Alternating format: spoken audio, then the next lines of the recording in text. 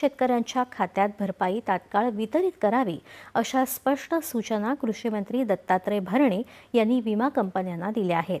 शेतकऱ्यांना होळी ही आहे ती पावलीच म्हणावी लागणार आहे, कारण अनेक जिल्ह्यातील शेतकऱ्यांच्या खात्यावरती आता पीक विमा जमा होणार असल्याची माहिती देखील दत्तात्रय भरणे यांनी दिलेली आहे। बघा, खरीप 2025 करता एकूण जवळपास 3 टप्पे करण्यात आल्याची माहिती देखील त्यांनी दिलेली आहे।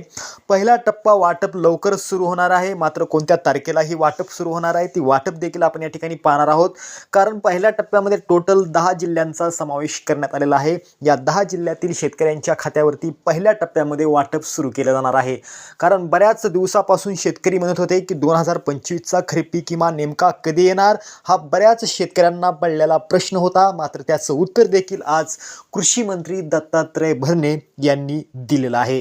तर मित्रांनो, खरीप 2025 करिता जवळपास 4212 कोटी रुपयांचा निधी केंद्र सरकारने राज्य सरकारकडे पाठवलेला आहे आणि राज्य सरकारच्या वतीनं आता हा जो काही निधी आहे तो पीक विमा कंपन्यांना वितरित येत्या 2 दिवसामध्ये केला जाईल अशी देखील माहिती या ठिकाणी त्यांनी दिलेली आहे।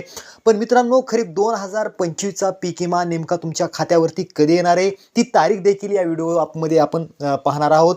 पण मित्रांनो, पहिल्या टप्प्यामध्ये जे शेतकऱ्यांना हा पीक विमा मिळणार आहे त्या शेतकऱ्यांसाठी ही आनंदाची बातमीच म्हणावी लागेल। तर पहिले 10 जिल्हे आपण या ठिकाणी पाहूया। बघा, लातूर, बीड, परभणी, नांदेड, हिंगोली, धाराशिव, छत्रपती संभाजीनगर, त्यानंतर मित्रांनो गडचिरोली, गोंदिया आणि मित्रांनो सांगली या 10 जिल्ह्यातील शेतकऱ्यांच्या खात्यावरती येणाऱ्या 4 मार्च 2026 या दिवशी पीक विम्याचा पहिला टप्पा शेतकऱ्यांच्या खात्यात वितरित करण्याचे आदेश कृषी मंत्री दत्तात्रय भरणे यांनी दिलेले आहेत। त्यामुळे शेतकऱ्यांना मोठा दिलासा मिळाला आहे।